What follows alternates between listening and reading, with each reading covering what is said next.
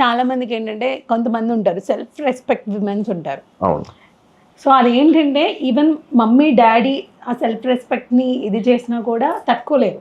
అవును. సో అలా అంటూ ఉంటారు కదా. సో ఇనా ఎలా ఉంటుంది మీ దగ్గర? ఇనాయ బేసికలీ సెల్ఫ్ రెస్పెక్ట్ అంటే వాట్ ఎవర్ తట్టుకోలేకపోవడాలు ఇదంతా కూడా బయట ప్రపంచానికి, మా ప్రపంచం వేరే. ఓకే. అక్కడ we talk, we solve and it's beautiful. మా ప్రపంచము. సో ఈగోస్ కి మీ మధ్య ప్లేస్ లేదు? లేదు లేదు. అంతే.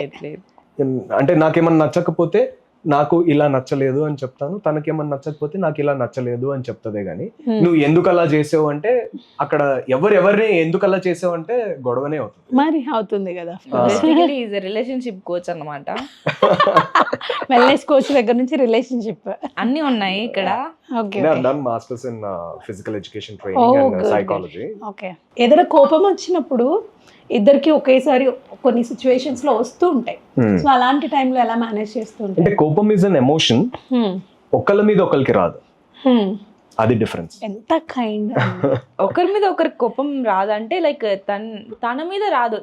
ఒకవేళ తన మీద కోపం వచ్చినా తను చేసే ఏదో ఒక థింగ్ వల్ల రావచ్చు, కానీ తన మీద రాదు అనేది తను చెప్తున్నాడు. అది నాకు బాగా అర్థమయ్యేలాగా చెప్పారు. యాక్చువల్గా చిన్న చిన్నవి అండ్ అన్ని కామన్, అండ్ దాన్ని ఎలా మనం తీసుకుంటున్నాము, ఒక్కొక్క పర్సెప్షన్, దాన్ని ఇలా కూడా థింక్ చేయొచ్చు, ఇంకోలా కూడా థింక్ చేయొచ్చు అనేది. లైక్ మన ఫ్యామిలీలో మమ్మీ డాడీ ఉన్నారు, మనం ఏదైనా మిస్టేక్ చేస్తే ఫస్ట్ తిడతారు, మళ్ళీ మనం ఫీల్ అవుతున్నామని తెలిసి దగ్గరకు వచ్చి మనకి అర్థమయ్యేలా చెప్తూ ఉంటారు. సో కొంచెం నాకు ఆ కైండ్ ఆఫ్ పర్సన్ కనిపిస్తున్నారు. తన ట్రీట్మెంట్ రివర్స్. తిట్టడు, ఫస్ట్ దాని గురించి ఎక్స్ప్లెయిన్ చేస్తాడు. ఎక్స్ప్లెనేషన్ లోనే మనకు అర్థమవుతుంది, నేను ఎందుకు ఇలా ఆలోచించా, ఇలా ఆలోచిస్తే ఇలా ఉండదు కదా అని మనమే మనకు అనిపిస్తుంది. అవునా, ఓకే, ఆలోచించామా అనిపిస్తుంది. యాక్చువల్లీ అది బ్యాడ్ పేరెంటింగ్ అండి, పిల్లల్ని తిట్టడం అనేది. అది ఇన్ఫాక్ట్ నేను పేరెంట్స్ కూడా I counsel them. Okay, it's very bad parenting. మనము పిల్లల్ని వాళ్ళకి ఏం తెలియదు అన్న దృష్టిలో, మనకన్నా తక్కువ దృష్టిలో చూడకూడదు.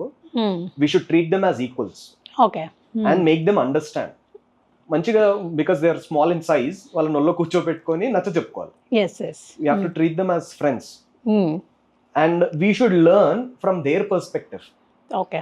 They have a very beautiful world. మన పెద్దగా అయిపోయి మన వరల్డ్ ని చాలా పాడు చేసేసుకున్నాము, బట్ వాళ్ళ వరల్డ్ చాలా ప్యూర్ ఉంటుంది. సో ఆ ప్యూరిటీని మనం డిస్టర్బ్ చేయకుండా, వాళ్ళని తిట్టకుండా, ఓహో ఆ బాబు గాని ఆ పాప గాని అలా ఆలోచించిందా, ఇలా కూడా ఆలోచించచ్చు అని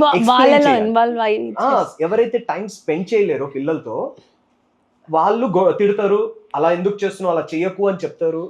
వి teach them our ways, which is every time నేను ఏదైనా చేస్తే, ఏదైనా సంథింగ్, ఇప్పుడు ఇద్దరు ఉన్నాం అనుకోండి, కప్పు ఏదైనా కింద పడిపోయినా, ఏదైనా ఇది జరిగినా ఫస్ట్ వచ్చి పడుతుంటాడు. ఇంకేమనిపిస్తుంది, ఫస్ట్ ఇంకేముండదు, మంచి హ్యాపీగా ఉంటది. కూల్. ఎన్ని స్ట్రగుల్స్ ఫేస్ చేసి వచ్చి మీకు